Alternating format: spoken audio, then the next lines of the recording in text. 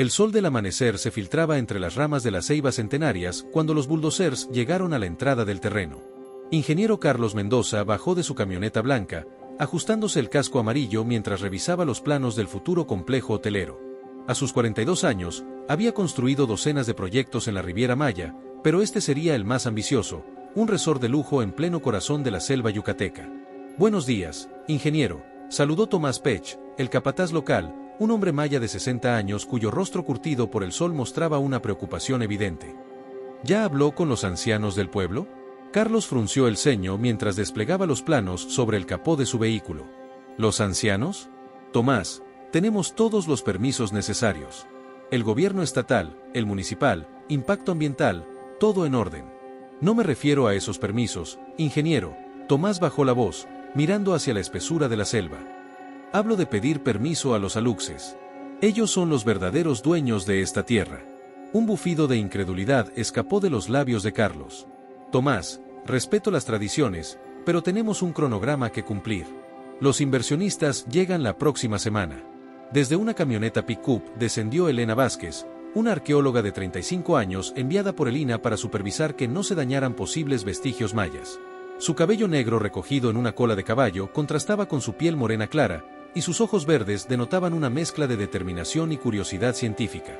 Ingeniero Mendoza, soy Elena Vázquez, se presentó, extendiendo una mano firme.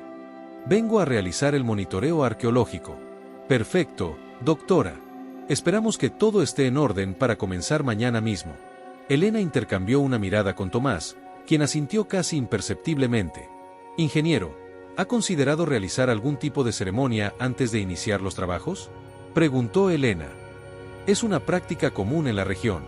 Doctora, con todo respeto, no tengo tiempo para supersticiones.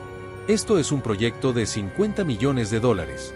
En ese momento, un viento extraño se levantó entre los árboles, haciendo que las hojas susurraran con un sonido casi musical. Los trabajadores mayas se miraron entre sí con expresiones de inquietud. Abuelo Itzamna está en el pueblo, murmuró Tomás. Él conoce las ceremonias adecuadas. Suficiente. Carlos cerró los planos con un golpe seco. Mañana a las 6 de la mañana comenzamos. Punto final. Esa noche, en su hotel de Mérida, Carlos revisaba los últimos detalles del proyecto cuando su teléfono sonó. Era su socio desde Ciudad de México. Carlos, ¿cómo van las cosas por allá? Todo perfecto, Roberto. Mañana iniciamos el desmonte. Excelente. Los japoneses están muy interesados. Este proyecto nos abrirá las puertas a toda Asia. Después de colgar, Carlos se sirvió un whisky y salió al balcón de su habitación. La ciudad colonial se extendía ante él, con sus casas de fachadas coloridas y sus calles empedradas. A lo lejos, podía ver las luces que se perdían hacia la selva donde mañana comenzaría a cambiar el paisaje para siempre. No podía saber que, en ese mismo momento, en una pequeña casa de mampostería en el pueblo cercano al terreno, el abuelo Itzamna Pech, de 87 años, despertaba sobresaltado de un sueño perturbador. En su visión, había visto pequeñas figuras de piedra con ojos brillantes caminando inquietas entre los árboles, susurrando en una lengua antigua palabras que él entendía perfectamente: los extraños vienen sin permiso. La tierra se defenderá. El anciano se incorporó lentamente en su hamaca, sus huesos crujiendo como ramas secas. Sabía que los aluxes estaban despertando, y cuando los guardianes ancestrales se agitaban, las consecuencias podían ser terribles para quienes no respetaban las tradiciones. Tomó su bastón tallado con símbolos mayas y salió al patio de su casa. La luna llena iluminaba la selva cercana, y por un momento, le pareció ver pequeñas sombras moviéndose entre los árboles, como si cientos de ojos diminutos lo observaran desde la oscuridad. Mañana será un día difícil, murmuró en maya, antes de regresar a su hamaca, sabiendo que el sueño no volvería esa noche. El rugido de las máquinas desgarró el silencio matutino de la selva. Carlos llegó al sitio a las 5:30 de la mañana, determinado a demostrar que los proyectos se ejecutaban con eficiencia alemana, no con tiempo mexicano. Los operadores ya estaban en posición, y las excavadoras esperaban la orden de avanzar. «Vamos, muchachos», gritó Carlos por encima del ruido de los motores. «Quiero que para el mediodía hayamos despejado toda la sección norte». Elena llegó pocos minutos después, cargando su equipo de campo, cámaras, GPS, formularios de registro y una pequeña brocha para limpiar posibles hallazgos. Había pasado la noche leyendo sobre la historia de la región y los reportes de otros proyectos similares. Muchos mencionaban incidentes inexplicables y retrasos misteriosos. Buenos días, ingeniero, saludó, colocándose su sombrero de campo. ¿Podríamos hacer un recorrido previo antes de que entren las máquinas? Doctora, ya hicimos el estudio de impacto. No hay estructuras visibles. Los vestigios mayas no siempre son visibles desde la superficie, insistió Elena. Además, necesito documentar el estado original del terreno. Carlos consultó su reloj con impaciencia, pero asintió. 15 minutos, doctora. Ni uno más. Mientras Elena comenzaba su recorrido, fotografiando y tomando notas, Tomás se acercó a Carlos con expresión sombría. Ingeniero, 3 de mis hombres no vinieron hoy. ¿Cómo que no vinieron? Tenemos un cronograma. Dicen que tuvieron pesadillas. Sueños con pequeños hombres de piedra que les advertían que no vinieran. Carlos sintió que una vena se le hinchaba en la sien. Tomás, contrata más gente. Necesito 20 hombres trabajando aquí, no 17. No será fácil, ingeniero. La palabra se está corriendo por el pueblo. En ese momento, Elena gritó desde el interior de la selva. Ingeniero, venga a ver esto. Carlos y Tomás se dirigieron hacia donde se escuchaba la voz de la arqueóloga. La encontraron arrodillada junto a una pequeña estructura de piedra, parcialmente cubierta por raíces y vegetación. No medía más de medio metro de altura, pero estaba claramente tallada con formas humanas diminutas. Es un altar a los aluxes, murmuró Tomás, quitándose instintivamente su sombrero. Está activo. Mire, hay ofrendas recientes. Efectivamente, alrededor de la pequeña estructura había flores frescas, pequeñas vasijas con miel y granos de cacao. ¿Qué tan antiguo puede ser?, preguntó Carlos. Elena examinó cuidadosamente la piedra sin tocarla. Por el estilo de tallado y el tipo de piedra, podría tener varios siglos. Pero lo importante es que sigue siendo usado. Esto significa que hay una comunidad que mantiene viva la tradición. ¿Y eso qué implica para el proyecto? Legalmente, nada, respondió Elena. Pero culturalmente, ingeniero, esto es sagrado para la gente local. Carlos observó la pequeña estructura. En circunstancias normales, habría ordenado su remoción inmediata, pero algo en la expresión de Tomás lo hizo dudar. ¿Podemos moverlo a otro lugar? No, exclamó Tomás con más vehemencia de la que Carlos le había escuchado jamás. Los aluxes no se mueven. Ellos eligen dónde vivir. Entonces construiremos alrededor, decidió Carlos. Doctora, márquelo como zona de protección. 5 metros de radio. Elena asintió, pero mientras tomaba las coordenadas GPS, notó algo extraño. Su brújula giraba erráticamente, como si hubiera algún tipo de interferencia magnética. Revisó las baterías de su equipo. Todas estaban descargadas, a pesar de que las había cargado completamente la noche anterior. Ingeniero, necesito regresar a mi vehículo por más baterías. Cuando Elena se alejó, Carlos se quedó solo con Tomás frente al altar. El capataz se acercó a la estructura y comenzó a murmurar algo en maya, colocando una pequeña ofrenda de tabaco que llevaba en su bolsillo. ¿Qué estás haciendo? Pidiendo perdón por la intrusión, respondió Tomás sin levantar la vista. Y rogando que nos permitan trabajar en paz. Carlos iba a responder cuando un sonido extraño los interrumpió. Era como si cientos de pequeñas voces susurraran al mismo tiempo entre las hojas. El viento se había detenido completamente, pero las ramas de los árboles se movían como si algo invisible corriera entre ellas. ¿Escuchó eso?, preguntó Tomás. Carlos aguzó el oído. Por un momento, le pareció escuchar algo parecido a risas infantiles, pero distorsionadas, como si vinieran de muy lejos o de muy cerca al mismo tiempo. Es solo el viento en las hojas, dijo, aunque su voz sonó menos convincente de lo que pretendía. Cuando regresaron al área de trabajo, encontraron a los operadores de las máquinas reunidos en grupo, hablando en voz baja. El más veterano, un hombre llamado Miguel, se acercó a Carlos. Ingeniero, las máquinas no quieren encender. ¿Cómo que no quieren encender? Revisamos todo, combustible, baterías, conexiones. Todo está bien, pero no arrancan. Carlos se dirigió a la excavadora más cercana y giró la llave. El motor hizo un sonido ahogado y se detuvo. Lo intentó de nuevo. Nada. Debe ser la humedad, murmuró, aunque sabía que esas máquinas estaban diseñadas para trabajar en condiciones tropicales. Elena regresó con baterías nuevas, pero su expresión era de preocupación. Ingeniero, mi camioneta tampoco arranca. Y mi teléfono satelital no tiene señal. Carlos sintió un escalofrío que no tenía nada que ver con la brisa matutina. Miró hacia la selva, donde las sombras parecían más densas de lo normal, y por primera vez desde que llegó a Yucatán, se preguntó si tal vez debería haber escuchado las advertencias. El susurro en las hojas se intensificó, y esta vez, todos lo escucharon claramente. Para el mediodía, ninguna de las máquinas había logrado funcionar por más de 5 minutos seguidos.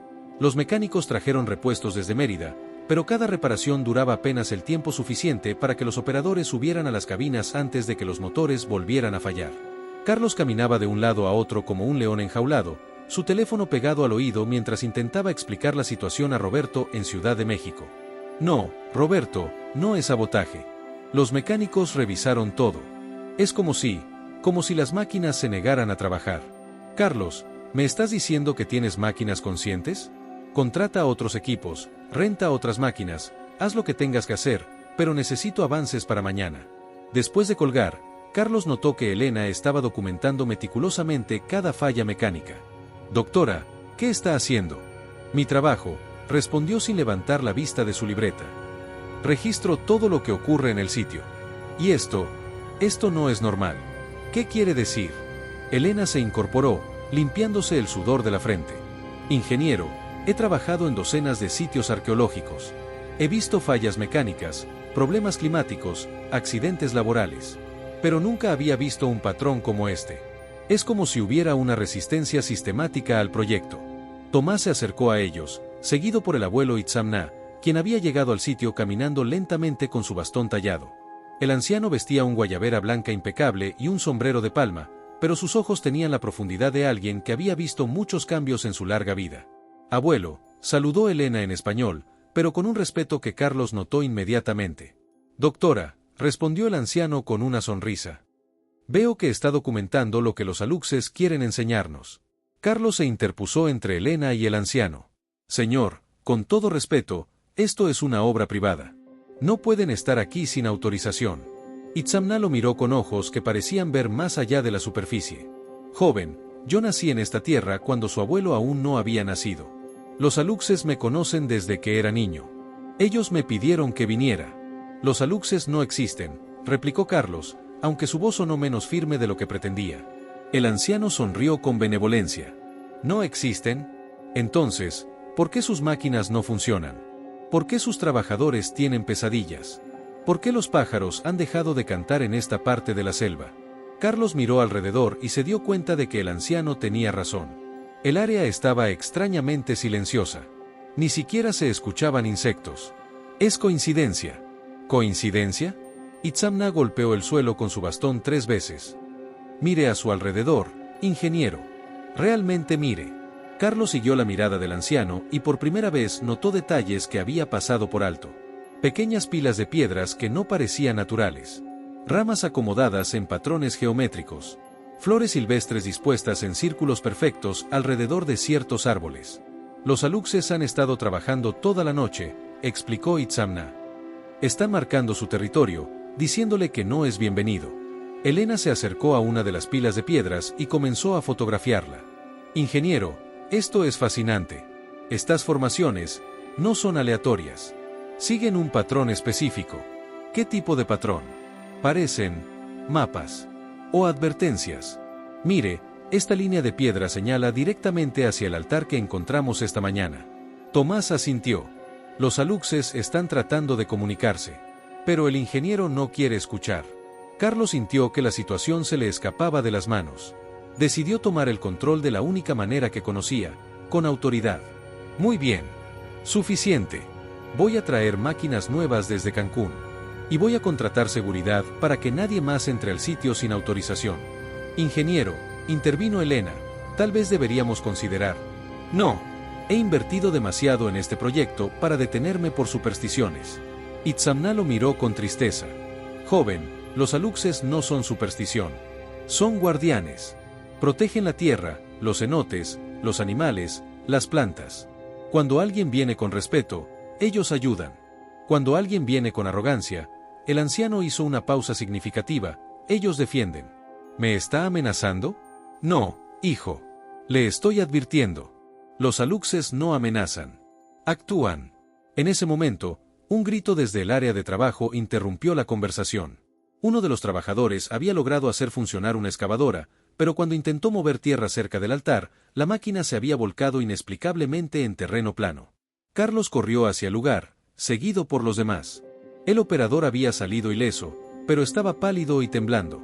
Ingeniero, juro que la máquina se volcó sola. Estaba en terreno firme, no había nada que pudiera causarlo. Carlos examinó el área. Efectivamente, el terreno era completamente plano y estable.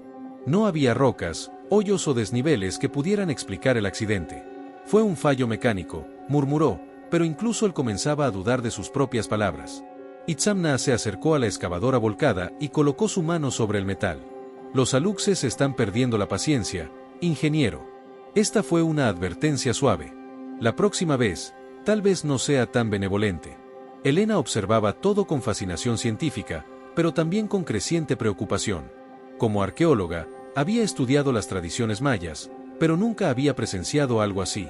Abuelo Itzamna, se dirigió al anciano, ¿qué tendríamos que hacer para trabajar en armonía con los aluxes? El anciano sonrió, complacido de que alguien finalmente hiciera la pregunta correcta. Hay ceremonias, doctora. Rituales de permiso. Ofrendas adecuadas. Pero deben hacerse con respeto genuino, no como un trámite. Carlos los escuchaba, sintiendo como su mundo racional se tambaleaba. Pero cuando miró hacia la selva y vio las pequeñas formaciones de piedras que parecían multiplicarse por momentos, supo que había llegado a un punto de no retorno. La pregunta ya no era si los aluxes existían, sino qué estaba dispuesto a hacer para completar su proyecto. Esa noche, Carlos no pudo dormir. Había regresado a su hotel en Mérida después de un día que desafiaba toda lógica. Las máquinas de reemplazo que había rentado en Cancún habían sufrido averías en el camino, una se quedó sin frenos, otra perdió una llanta sin explicación, y la tercera simplemente se detuvo a 5 kilómetros del sitio y no volvió a encender.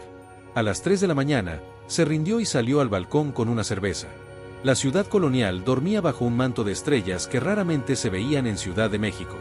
Por primera vez en años, Carlos se permitió pensar en algo más que cronogramas y presupuestos. Su teléfono vibró. Era un mensaje de Roberto. Carlos, los japoneses quieren una videoconferencia mañana a las 10 de la mañana, necesitan ver avances o se retiran del proyecto. Carlos cerró los ojos. $50 millones. Su reputación. Su futuro. Todo dependía de convencer a unos supuestos espíritus ancestrales de que le permitieran construir un hotel. Al amanecer, regresó al sitio con una determinación renovada, pero también con una mente más abierta.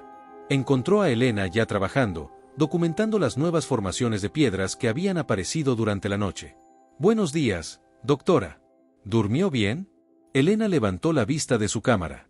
Honestamente, no. Tuve sueños muy extraños. Pequeñas figuras que me mostraban mapas de la selva, señalando lugares específicos. ¿Lugares específicos? Cenotes ocultos, cuevas, sitios arqueológicos no registrados. Como si me estuvieran dando un tour de todo lo que hay bajo tierra. Tomás llegó acompañado del abuelo Itzamna, quien traía una pequeña bolsa de enequén llena de objetos que tintineaban suavemente al caminar. Buenos días, ingeniero, saludó el anciano. ¿Está listo para escuchar? Carlos suspiró profundamente. Abuelo Itzamna, tengo una videoconferencia con inversionistas japoneses en 3 horas. Necesito mostrarles algún progreso o perdemos el financiamiento. Entonces es el momento perfecto para hacer las cosas correctamente, respondió el anciano con una sonrisa sabia. ¿Qué propone exactamente? Itzamna abrió su bolsa y comenzó a sacar objetos: copal, flores de cempasúchil, pequeñas vasijas de barro, miel, cacao y una botella de agua que brillaba con una pureza cristalina. Una ceremonia de permiso. Pediremos a los aluxes que nos permitan trabajar en su tierra, pero con condiciones. ¿Qué tipo de condiciones? Protección de los cenotes sagrados. Preservación de los árboles más antiguos. Espacios dedicados para que ellos puedan seguir viviendo aquí. Y lo más importante, respeto. Elena se acercó, claramente interesada. ¿Cómo funciona exactamente la ceremonia? Los aluxes son como niños eternos, explicó Itzamna. Les gustan los juegos, los dulces, las historias. Pero también son guardianes muy serios. Si prometemos cuidar su hogar, ellos pueden convertirse en nuestros aliados. Carlos miró su reloj. Las manecillas parecían moverse más rápido de lo normal. ¿Cuánto tiempo tomaría esta ceremonia? 1 hora para la ceremonia básica. Pero los resultados, esos los veremos inmediatamente. Carlos pesó sus opciones. Podía seguir luchando contra fuerzas que no entendía, o podía intentar algo que iba contra todo su entrenamiento como ingeniero, pero que tal vez le permitiera salvar el proyecto. Está bien, decidió finalmente. Pero con una condición: Si después de la ceremonia las máquinas siguen sin funcionar, usted me ayuda a convencer a los trabajadores de que regresen, y encontramos una solución práctica. Itzamna asintió. Trato hecho, ingeniero. Pero primero, debe entender que esto no es teatro. Los aluxes sabrán si su respeto es genuino o fingido. La ceremonia comenzó al pie del altar que habían descubierto el primer día. Itzamna encendió copal, llenando el aire con un aroma dulce y terroso. Comenzó a hablar en maya, su voz tomando un ritmo hipnótico que parecía sincronizarse con los sonidos de la selva. Elena grababa todo con fascinación académica, pero gradualmente se encontró siendo absorbida por la solemnidad del momento. Carlos, por su parte, se sentía ridículo al principio, pero algo en la voz del anciano y en la respuesta de la selva, los pájaros habían regresado y cantaban suavemente, lo tranquilizó. Ahora, ingeniero, dijo Itzamna en español, debe hablar con ellos. Dígales quién es, qué quiere hacer, y que está dispuesto a ofrecer a cambio. Carlos se sintió como un niño en su primera comunión, nervioso e inseguro. Yo no sé qué decir. Hable desde el corazón, no desde la cabeza. Carlos cerró los ojos, y sintiéndose completamente fuera de su elemento, comenzó a hablar.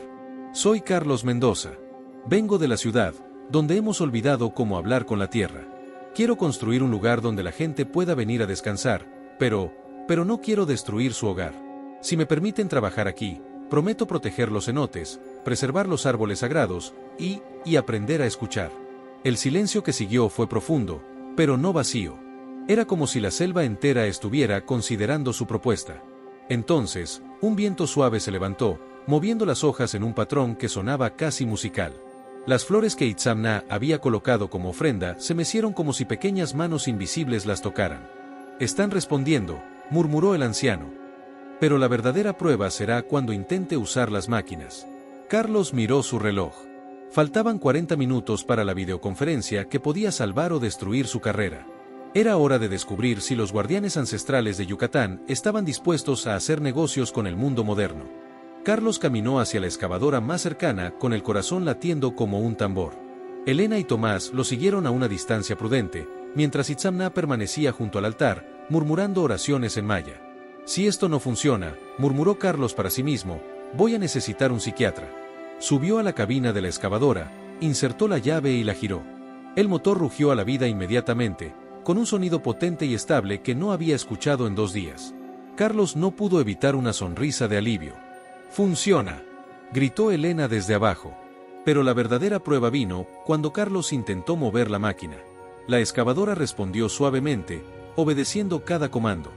Dirigió el brazo mecánico hacia un área alejada del altar y comenzó a excavar. La tierra se movía fácilmente, como si hubiera estado esperando ser trabajada. Sin embargo, cuando por curiosidad dirigió la máquina hacia el altar, el motor comenzó a fallar inmediatamente. El mensaje era claro, podía trabajar, pero con límites. ¡Increíble! Elena documentaba todo con su cámara. Es como si hubiera zonas permitidas y zonas prohibidas. Tomás probó otra máquina con el mismo resultado.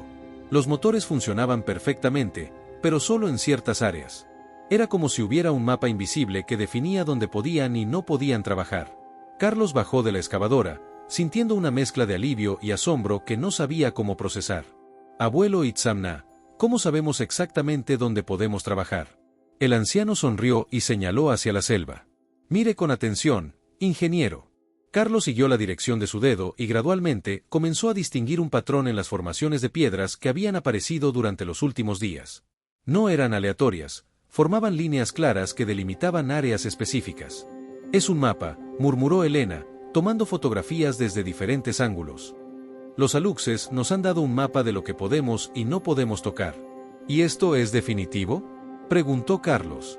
Los aluxes no mienten, respondió Itzamna. Pero tampoco son inflexibles. Si demuestra que respeta el acuerdo, tal vez con el tiempo le permitan acceso a más áreas. Carlos consultó su reloj. Tenía 15 minutos para prepararse para la videoconferencia más importante de su carrera. Corrió hacia su camioneta, que ahora arrancaba sin problemas, y condujo hasta el pueblo más cercano donde había señal de internet. La videoconferencia se realizó en la pequeña oficina municipal, con Carlos sudando no solo por el calor, sino por la presión de explicar 3 días de retrasos a inversionistas que esperaban eficiencia alemana. Señor Tanaka, señor Yamamoto, saludó en inglés a las figuras que aparecían en la pantalla. Lamento los retrasos iniciales. Tuvimos algunos, Desafíos ambientales inesperados. ¿Qué tipo de desafíos?, preguntó Tanaka, un hombre de mediana edad con expresión seria. Carlos había preparado una explicación técnica sobre condiciones del suelo y permisos ambientales adicionales, pero algo lo hizo cambiar de estrategia. Señores, estamos construyendo en una región con una rica herencia cultural. Hemos descubierto que para trabajar eficientemente aquí, necesitamos incorporar las tradiciones locales en nuestro proceso de construcción. ¿Tradiciones locales? Yamamoto parecía intrigado. Sí.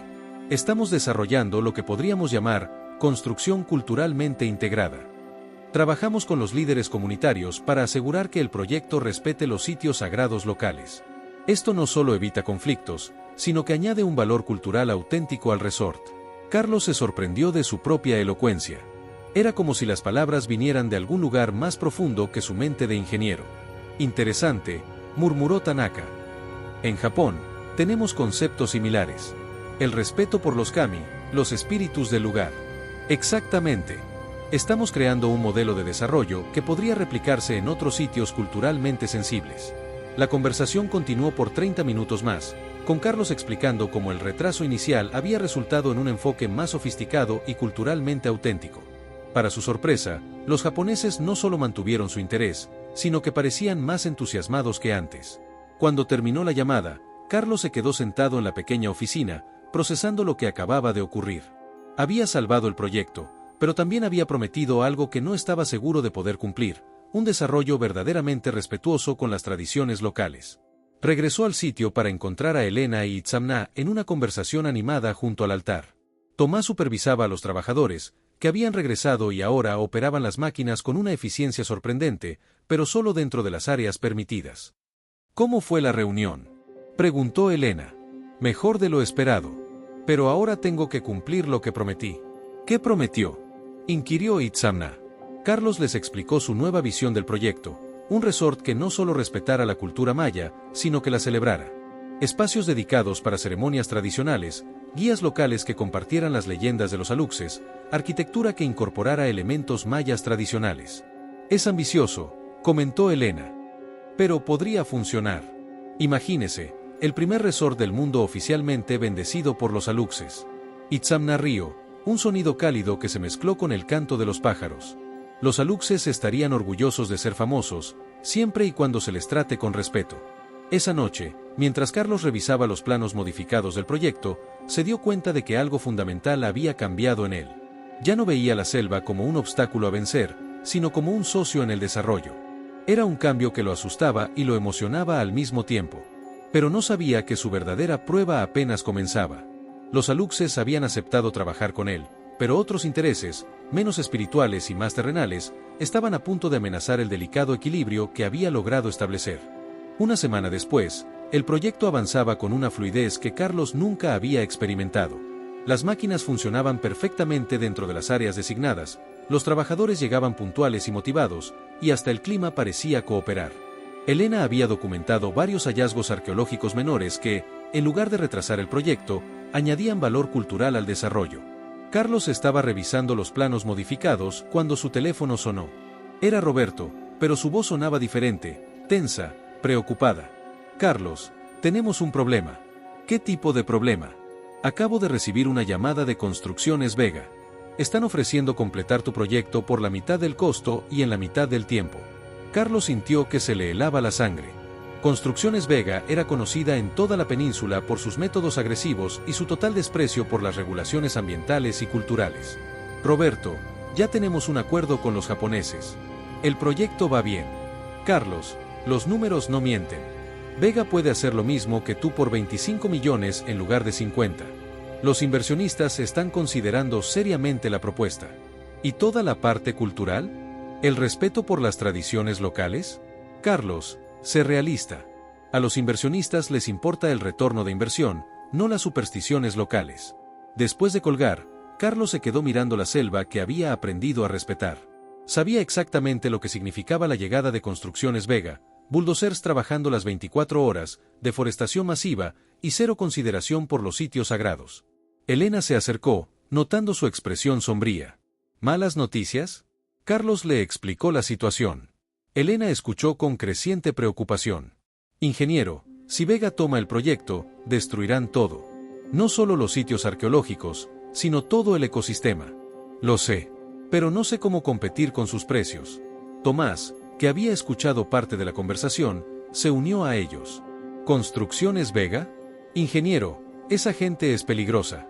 Hace 5 años destruyeron un cenote sagrado en Playa del Carmen. Los aluxes de toda la región todavía están enojados. ¿Qué pasó exactamente? Accidentes, enfermedades, maquinaria que se rompía constantemente. Al final, el proyecto se retrasó 2 años y costó el doble de lo presupuestado. Pero para entonces, ya habían destruido todo lo sagrado. Esa tarde, mientras Carlos intentaba encontrar una solución, un convoy de camionetas negras llegó al sitio. De la primera bajó un hombre corpulento de unos 50 años, vestido con ropa de trabajo cara y botas de piel de cocodrilo. Era Raúl Vega, el dueño de Construcciones Vega. Carlos Mendoza, gritó con una sonrisa que no llegaba a sus ojos. El famoso ingeniero que habla con duendes. Carlos se acercó, manteniendo una expresión neutral. Señor Vega, no esperaba verlo por aquí. Vine a ver qué es lo que está tomando tanto tiempo. Mis muchachos podrían haber terminado esto en una semana. Vega caminó por el sitio con la arrogancia de alguien acostumbrado a obtener lo que quiere. Sus hombres lo siguieron, examinando las máquinas y tomando notas. ¿Qué es toda esta basura?, preguntó, señalando las formaciones de piedras que marcaban las áreas protegidas. Son marcadores culturales, respondió Elena, interponiéndose. Sitios de importancia arqueológica. Vega la miró con desprecio. ¿Y usted es? Doctora Elena Vázquez, arqueóloga de Lina. Ah, una de esas. Mire, doctora, cuando yo tome este proyecto, lo primero que voy a hacer es limpiar toda esta basura. Aquí se va a construir un hotel, no un museo. Itzamna, que había estado observando desde la distancia, se acercó lentamente. Vega lo miró con impaciencia. ¿Y este viejo qué quiere? Mostrarle algo importante, respondió el anciano en un español perfectamente claro, aunque con acento maya. No tengo tiempo para cuentos de abuelos. Itzamna sonrió, pero Carlos notó que sus ojos habían adquirido una dureza que no había visto antes. No son cuentos, joven. Son advertencias. Vega se rió con grosería. ¿Advertencias? ¿De qué? ¿De sus duendecitos? En ese momento, algo extraño ocurrió.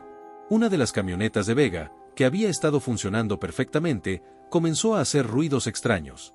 Luego otra. En cuestión de minutos, todos los vehículos del convoy habían desarrollado problemas mecánicos inexplicables. ¿Qué diablos?, murmuró Vega, dirigiéndose a su camioneta.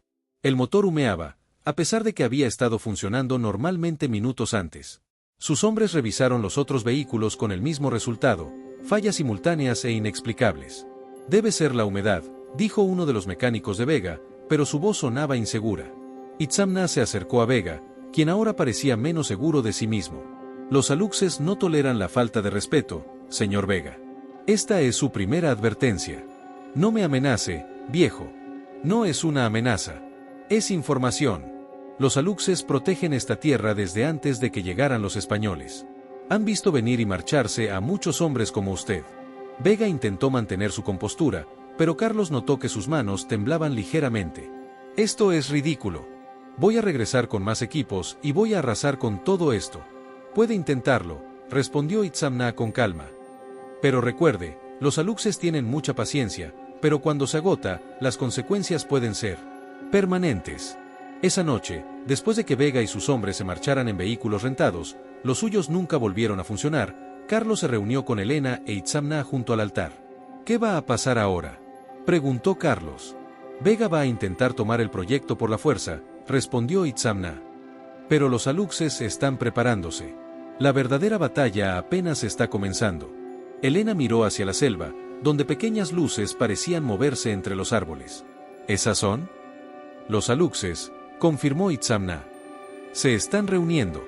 Cuando los guardianes se unen, pueden hacer cosas que van más allá de la comprensión humana. Carlos sintió un escalofrío que no tenía nada que ver con la brisa nocturna. Había pensado que su mayor desafío era aprender a trabajar con los aluxes, pero ahora se daba cuenta de que tal vez tendría que elegir un bando en una guerra entre el mundo moderno y las fuerzas ancestrales de la Tierra.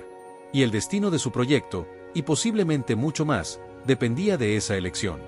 Carlos despertó a las 4 de la mañana con el sonido de motores pesados acercándose. Su teléfono sonó inmediatamente. Era Tomás, y su voz estaba cargada de urgencia. Ingeniero, Vega está aquí con un ejército de máquinas. Dice que tiene una orden judicial para tomar posesión del sitio. Carlos se vistió rápidamente y condujo hacia el sitio. Lo que encontró lo dejó sin aliento. Más de 20 máquinas de construcción pesada rodeaban el área, junto con camiones de trabajadores y varias camionetas de seguridad privada. Elena ya estaba allí, discutiendo acaloradamente con un hombre en traje que blandía documentos legales. «No pueden hacer esto», gritaba. «Este sitio tiene protección arqueológica. Señorita, tenemos una orden judicial que suspende temporalmente esa protección», respondió el hombre con frialdad. «Construcciones Vega tiene derecho legal a proceder». Carlos revisó los documentos. Eran legales, aunque obviamente obtenidos a través de influencias y dinero. «Carlos», dijo Vega, apareciendo con una sonrisa triunfante. «Espero que no haya sentimientos personales. Esto es solo negocios. Raúl, esto va a ser un desastre. No tienes idea de lo que estás despertando». En ese momento, Itzamna llegó caminando lentamente, pero no venía solo. Detrás de él caminaban al menos 50 personas del pueblo, hombres, mujeres, niños, ancianos. Todos llevaban flores, copal y pequeñas ofrendas. «¿Qué es esto?», preguntó Vega. «¿Una manifestación? Es una ceremonia de protección», respondió Itzamna. «Los aluxes han llamado a sus aliados humanos». Vega hizo una seña a sus guardias de seguridad. «Despejen el área. Tenemos trabajo que hacer». Pero cuando los guardias se acercaron a la gente del pueblo, algo extraordinario comenzó a suceder. Las máquinas de Vega, que habían estado funcionando perfectamente, comenzaron a fallar una por una de manera dramática y simultánea. Una excavadora se volcó sin razón aparente. Un bulldozer comenzó a moverse en círculos, como si el operador hubiera perdido el control. Un camión de carga se hundió hasta los ejes en terreno que había sido sólido minutos antes. «¿Qué diablos está pasando?», gritó Vega. «Los aluxes están defendiendo su territorio», explicó Itzamna con calma, mientras dirigía a la gente del pueblo en cánticos en maya. Los trabajadores de Vega comenzaron a reportar visiones, pequeñas figuras que corrían entre las máquinas, risas infantiles que venían de todas partes, herramientas que desaparecían y reaparecían en lugares imposibles. «Esto es sabotaje», gritó Vega. «Señor Vega», intervino Carlos, «sus propios mecánicos han revisado todo. No hay evidencia de sabotaje». El suelo comenzó a temblar ligeramente, no como un terremoto, sino como si algo masivo se moviera bajo tierra. Los pájaros abandonaron los árboles en bandadas, y un viento extraño se levantó, llevando consigo el aroma del copal y algo más, un olor a tierra antigua. «Suficiente», rugió Vega. «Voy a acabar con esta farsa ahora mismo». Se dirigió hacia la excavadora más grande, apartó al operador aterrorizado, y subió a la cabina. Su intención era clara: iba a destruir el altar de los aluxes. «No lo haga», gritó Elena. Cuando el brazo de la excavadora se acercó al altar, una luz dorada brotó de las piedras antiguas. La luz se extendió como ondas, y donde tocaba, la realidad parecía cambiar. Las máquinas no solo se detuvieron, comenzaron a desintegrarse lentamente, como si el tiempo las estuviera reclamando aceleradamente. El metal se oxidaba, los motores se desarmaban, las llantas se deshinchaban. Pero Vega experimentó algo aún más perturbador. Comenzó a ver la selva como había sido siglos atrás, pirámides mayas elevándose entre los árboles, pequeñas figuras de piedra que cobraban vida y lo observaban con ojos antiguos. «Sáquenme de aquí», gritó, saltando de la máquina. Cuando sus pies tocaron el suelo, se hundió hasta los tobillos en tierra que segundos antes había sido sólida. Cada paso lo hundía más, como si la tierra misma se negara a sostenerlo. Itzamna se acercó calmadamente. «Los aluxes le están enseñando una lección, señor Vega. La tierra no pertenece a quien tiene más dinero. Pertenece a quien la respeta. Ayúdenme», suplicó Vega, ahora hundido hasta las rodillas. «Usted puede salir cuando aprenda la lección», dijo Itzamna. «¿Qué lección? ¿Qué hay fuerzas más poderosas que el dinero y la ambición?», respondió Elena. «Fuerzas que han estado aquí mucho antes que nosotros». Gradualmente, Vega dejó de luchar. Su respiración se calmó, y por primera vez realmente miró a su alrededor, la belleza de la selva, la dignidad de la gente del pueblo, la serenidad en los ojos del anciano maya. Yo solo quería ganar dinero», murmuró. «Lo sabemos», dijo Itzamna con compasión. «Pero hay maneras de ganar dinero que honran la vida, y maneras que la destruyen».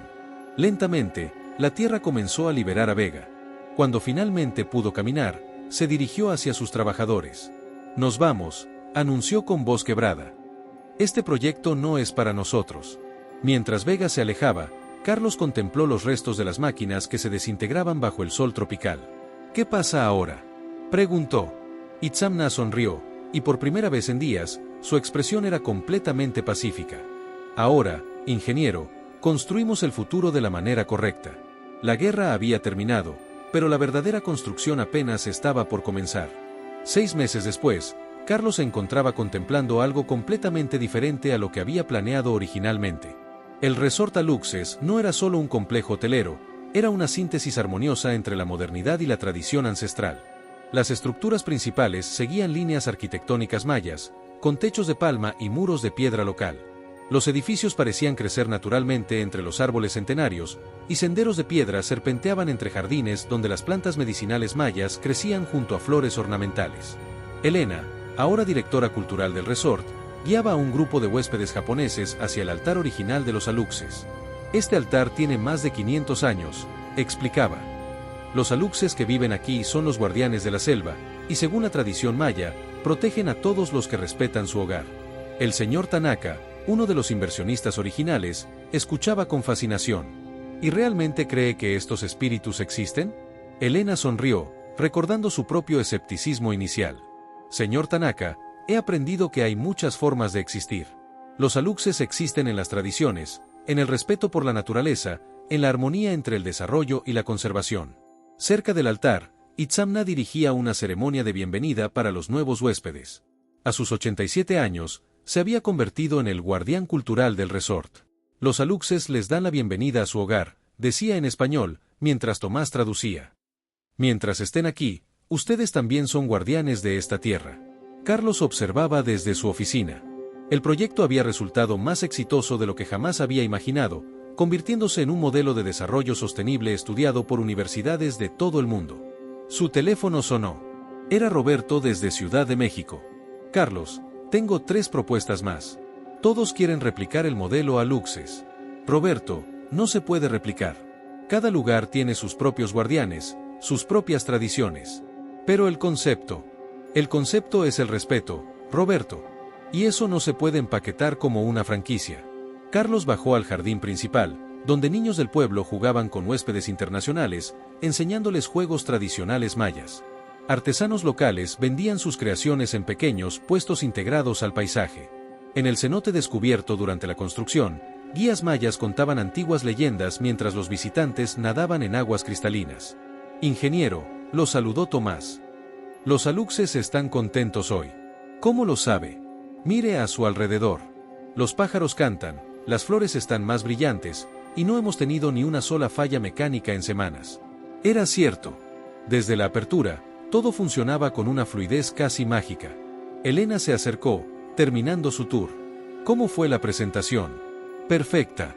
El señor Tanaka quiere traer más inversionistas japoneses.